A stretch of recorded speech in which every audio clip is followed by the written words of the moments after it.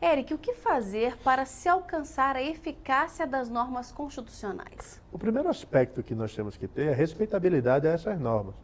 Nós temos que ter o exemplo partindo de todo cidadão e, sobretudo, daqueles que estão participando do processo eleitoral.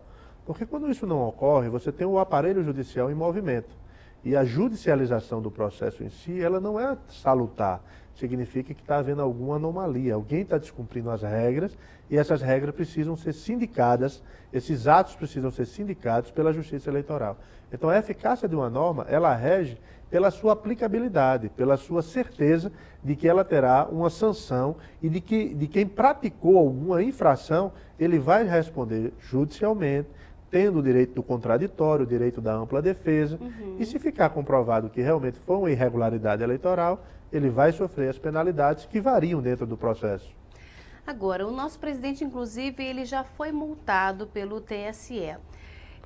Até que ponto o apoio de um presidente a um candidato pode influenciar o resultado das eleições? Olha, isso é o uso, pode ser caracterizado, em tese, pode haver a caracterização do uso da máquina. O poder administrativo, ele é a favor de determinadas candidaturas. E como você pode imaginar isso? Se você tem um período que não existe propaganda, você tem um período que é vedado, que não existe candidaturas, você só vai ter candidaturas após as convenções, e após as convenções aqui começa a propaganda eleitoral, como justificar objetivamente o crescimento de determinados candidatos no pleito eleitoral? Então, quando você tem um crescimento quantitativamente verificado por uma pesquisa científica, é porque está havendo um abuso, está havendo o uso de uma estrutura em favor de determinadas candidaturas. Isso é um elemento objetivo. Outros elementos objetivos é se você verificar a quantidade de sanções ou a quantidade de penalidades que a Justiça Eleitoral vem aplicando a determinado candidato.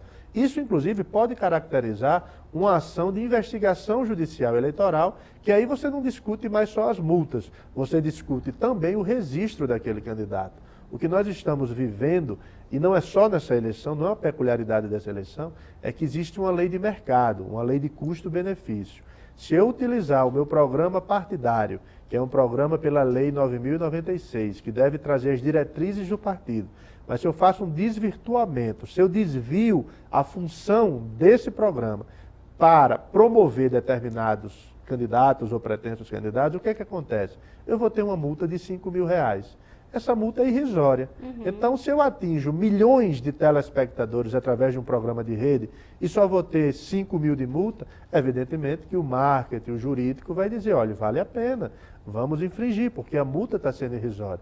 Agora, se você aplicasse o valor do programa ou o valor correspondente àquela rede que foi formada, talvez os candidatos pensassem duas vezes em querer burlar, porque há uma caracterização que se chama fraude à lei. Ou seja, eu uso métodos lícitos para, no conjunto, atingir uma ilegalidade.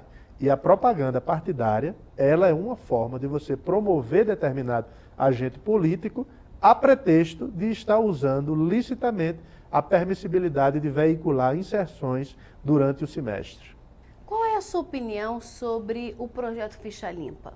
Olha, eu acho que foi um avanço em termos material, em termos de conteúdo, ele é fundamental em toda a democracia. Eu acho que, em termos de necessidade normativa, aí eu discordo, porque você não precisa, para uma democracia, ter uma norma para dizer que o político tem que ter ficha limpa. Eu acho que é uma obrigação do agente público ele ter ficha limpa. O Brasil talvez seja a única democracia no mundo que criou uma norma para dizer, olha, você tem que ter ficha limpa. E quanto ao aspecto da forma, eu acho que esse projeto é importante materialmente, mas ele precisa analisar a constitucionalidade dessa forma. Nós não podemos, por um clamor social, ultrapassar essa constitucionalidade, porque nós vamos estar afetando todo o ordenamento. E esse projeto, ele traz uma implicação que há 3 dúvidas nascentes nele. Primeiro, a questão do princípio da culpabilidade. Eu acho que a discussão não pode ser por aí, porque se ele surge a partir de uma sanção, eu posso também interpretar através do princípio da culpabilidade. O segundo é uma colisão entre o princípio da moralidade e o princípio da presunção de inocência.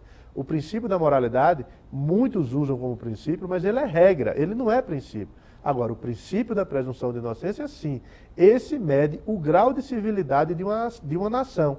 E eu tenho vários precedentes do Supremo, onde ele trata esse princípio da presunção de inocência como um princípio maior, que merece respeito, para que a gente possa evitar danos. O sistema é falho, o sistema é falho. Nós temos maus políticos sendo eleitos? Temos. Nós temos políticos que são cassados, perdem o mandato e quando retornam para a eleição, tem votações esmagadoras. Então, há uma dificuldade na soberania popular. Então, nós precisamos discutir não como paliativo para dizer que o ficha limpa vai acabar a corrupção no Brasil. Não, nós precisamos fazer um debate maior, nós precisamos aprofundar, mas precisamos respeitar essa paridade de princípios, nós precisamos respeitar o princípio da presunção de inocência como fortalecimento da própria democracia brasileira. Eric, muito obrigada. Parabéns pelo seu livro. Eu que agradeço a oportunidade de estar aqui com você, Carol.